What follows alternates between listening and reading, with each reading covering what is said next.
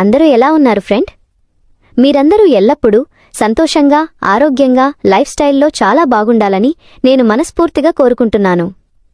జీవితంలో ప్రతి ఒక్కరికీ ప్రేమ, ఆదరణ మరియు ఒకరి సంతోషాన్ని మరొకరు పంచుకునే మనసు చాలా అవసరం మిత్రులారా. డబ్బులు, ఆస్తులు ఎంత ఉన్నా మనల్ని ప్రేమించే తోడు సరిగ్గా పట్టించుకోనప్పుడు ఆ జీవితం ఎంతో ఒంటరిగా అనిపిస్తుంది. లోపల దాచుకున్న బాధను, తాపాన్ని అర్థం చేసుకునే ఒక హృదయం దొరికినప్పుడు ఆ బంధం ఒక సరికొత్త రంగును సంతరించుకుంటుంది. ఈరోజు అలాంటి ఒక అందమైన, మనసుకు హత్తుకునే రొమాంటిక్ కథను మీ ముందుకు తీసుకువచ్చాను. వినండి. నా పేరు సంధ్య. నేను హైదరాబాద్లోని ఒక పెద్ద రెస్టారెంట్లో మేనేజర్గా వర్క్ చేసేదాన్ని. అది ఒక సండే రోజు సాయంత్రం కావడం వల్ల రెస్టారెంట్లో కస్టమర్స్ రష్ చాలా ఎక్కువగా ఉంది. ఆ రోజు అనుకోకుండా ఒక వెయిటర్ సెలవు పెట్టాడు. దాంతో కస్టమర్స్ ఇబ్బంది పడకూడదని నేనే స్వయంగా టేబుల్స్ దగ్గరికి వెళ్లి ఆర్డర్స్ తీసుకోవడం మొదలుపెట్టాను. అలా ఒక టేబుల్ దగ్గరికి వెళ్ళినప్పుడు అక్కడ ఒక జంట కూర్చుని ఉన్నారు. వాళ్లు భార్యాభర్తలు, మన తెలుగువారే. ఆ భర్త స్మాత్రి చూడానికి కొంచెం పొట్టిగా, నల్లగా, సోడాబుడ్డి, కళ్లద్దాలు పెట్టుకుని ఉన్నాడు. కాని అతని పక్కనున్న అతని భార్య మాత్రం అబ్బా దేవకన్యలా ఉంది. ఎర్రటి చీర కట్టుకుని నిగనిగలాడే బంగారు రంగు ఛాయతో, ఒత్తైన పొడవైన జడతో చాలా అందంగా ఉంది. ఆమె నల్లని కళ్ళు, ఆ రూపం చూడగానే నా చూపులు తిప్పుకోలేకపోయాను. ఇంత అందమైన భార్య ఆ వ్యక్తికి దొరకడమేంటి అని నాలో నేనే కొంచెం అసూయపడ్డాను. వాళ్లు రెస్టారెంట్లో ఉన్నంతసేపు నేనే స్వయంగా సర్వ్ చేశాను.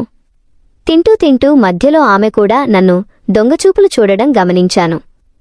నేను ఆమెను చూస్తున్నానని బహుశా ఆమె భర్తకు అనుమానం వచ్చిందేమో. వెళ్లేటప్పుడు నన్ను ఒక రకంగా చూసి వెళ్లాడు. ఆ రోజు రాత్రి రూంకి వచ్చాక కూడా నా మనసంతా ఆమె ఊహలతోనే నిండిపోయింది. మరుసటి రోజు మధ్యాహ్నం 2 గంటల సమయంలో ఊహించని విధంగా ఆమె మళ్లీ రెస్టారెంట్కి వచ్చింది. ఈసారి బ్లూ కలర్ శారీ కట్టుకునొచ్చింది. ఆమె అందాన్ని చూసి నా మనసు మళ్లీ పారేసుకున్నాను. ఆమె పార్సెల్ కావాలని ఆర్డర్ ఇచ్చింది. ఎలాగైనా ఆమెతో మాటలు కలపాలని, మీరు ఆంధ్రా నుండా మేడం అని అడిగాను. ఆమె అవునని సమాధానమిస్తూ నీకెలా తెలుసు అని అడిగింది. నాది కూడా ఆంధ్రానే మేడం అని, నా పేరు సంధ్య అని పరిచయం చేసుకున్నాను. పార్సెల్ రెడీ అయ్యాక మాకు హోమ్ డెలివరీ సౌకర్యం కూడా ఉంది మేడం, అడ్రస్ చెబితే నేనే తెచ్చిస్తాను అన్నాను.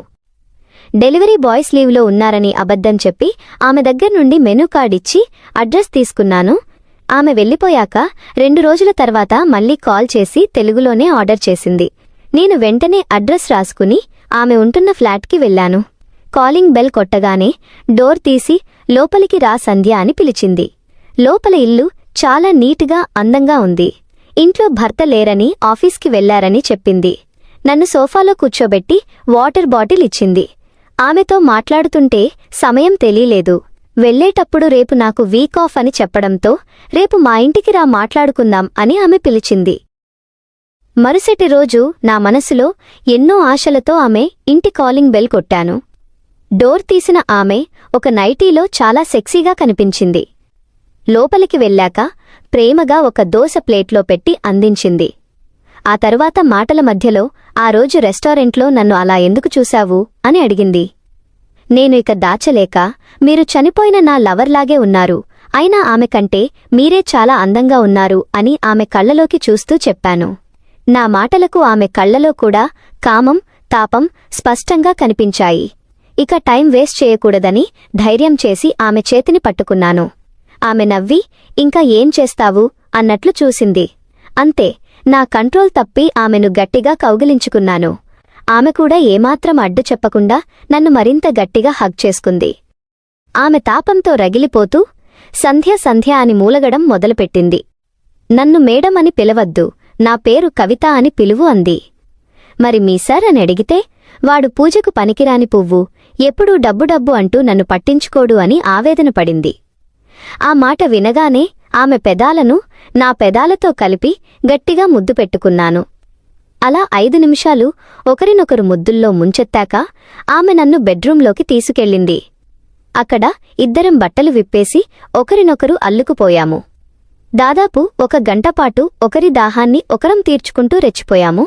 అలసిపోయి పడుకున్నాక ఆమె నన్ను ప్రేమగా దొంగదానా అని పిలిచింది. ఆ రోజు రెస్టారెంట్లో నువ్వు పడిన ఇబ్బంది చూసి నాకు నవ్వొచ్చింది అంది. మీలాంటి అందాన్ని చూస్తే ఎవరి పరిస్థితి అయినా అలాగే అవుతుంది అన్నాను. ఆ తర్వాత ఇద్దరం కలిసి స్నానం చేసి రెడీ అయ్యాము. నేను వెళ్ళి వస్తాను కవిత అని చెప్తుంటే, ఎల్లుండి మా ఆయన ఊరు వెళ్తున్నాడు, 2 రోజులు రాడు, అప్పుడు మళ్ళీ రా అని చెప్పింది. ఆ మాట వినగానే నా కళ్లలో 1000 వోల్టుల వెలుగు వచ్చింది. ఆమెను గట్టిగా హగ్ చేసుకుని పెదవులపై ముద్దు పెట్టి వీడ్కోలు తీసుకున్నాను. ఫ్రెండ్స్, ఈ కథ మీకు నచ్చినట్లయితే తప్పకుండా లైక్ చేయండి మరియు మీ స్నేహితులకు షేర్ చేయండి. మీ అందరి సపోర్ట్ ఇలాగే ఉంటే చాలా తొందరలోనే ఇలాంటి మరిన్ని ఆసక్తికరమైన నిజ జీవిత కథల కోసం ఇప్పుడే మా ఛానల్ని సబ్స్క్రైబ్ చేసుకోండి. ధన్యవాదాలు.